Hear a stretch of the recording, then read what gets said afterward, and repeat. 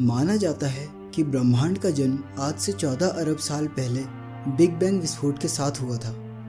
इसी विस्फोट के समय स्पेस, मैटर और एनर्जी का जन्म हुआ और आखिरकार पृथ्वी पर इंसान ने जन्म लिया और एक एक कर ब्रह्मांड की गुत्थियां सुलझाने में लग गया। तो ये सवाल मन में कैसे ना आता कि जिस आकाश को, जिन ग्रह नक्षत्रों को और आकाश गंगाओं को वो देखता है, आखिर वो कितनी दूर तक फैले हुए हैं और क्या कहीं जाकर इनका अंत होता है। इस वीडियो में हम आपको ब्रह्मांड के छोर तक ले जाएंगे, उस छोर तक जिसके बाहर देख पाना इंसान के लिए असंभव है। ब्रह्मांड की विशालता को समझने के लिए हम पृथ्वी से शुरुआत करेंगे। यह है हमारी पृथ्वी, जिसका डायमीटर है 12,742 किलोमीटर। इक्वेटर पर इसका सरकमफ्रेंस लगभग 40,000 किलोमीटर है। पृथ्वी के सबसे समीप है चांद, जिससे हमारी दूरी 3,84,400 किलोमीटर है। इस दूरी को यदि 4 गुना कर दिया जाए तो यह सूर्य की चौड़ाई के बराबर हो जाती है। सूर्य कितना विशाल है, इसका अंदाज़ा इस बात से लगाया जा सकता है कि सूर्य में सौरमंडल का 99.8% से भी अधिक द्रव्यमान है। बाकी बचे आधे प्रतिशत से भी कम द्रव्यमान में सभी ग्रहों एवं क्षुद्र ग्रहों का निर्माण हो गया। सूर्य में 13 लाख से भी अधिक पृथ्वियां समा सकती हैं। सूर्य इतना बड़ा है, पर गैलेक्सी के लेवल पर जूम आउट करने पर सूर्य को ढूंढ पाना भी मुश्किल हो जाता है। हमारी विशालकाय गैलेक्सी में हमारा सूर्य एक छोटे से कण से अधिक कुछ भी नहीं है। हमारी मिल्की वे गैलेक्सी 1 लाख प्रकाश वर्ष में फैली हुई है, यानी प्रकाश को भी गैलेक्सी के एक छोर से दूसरे छोर तक जाने में 1 लाख वर्ष का समय लगता है। सूर्य गैलेक्सी के सेंटर की परिक्रमा करता है। गैलेक्सी इतनी बड़ी है कि 8,28,000 किलोमीटर प्रति घंटे की रफ्तार से गैलेक्सी का एक चक्कर पूरा करने में इसे 23 करोड़ साल लग जाते हैं। इसे एक कॉस्मिक ईयर कहा जाता है।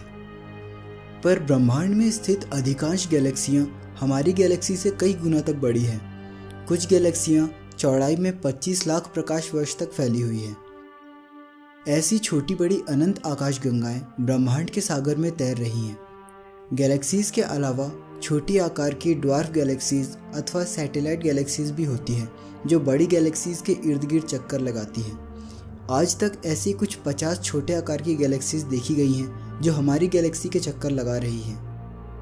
गैलेक्सीज से और जूम आउट करें तो हमें दिखाई देते हैं गैलेक्सीज के झुंड, जिन्हें क्लस्टर ऑफ गैलेक्सीज कहा जाता है।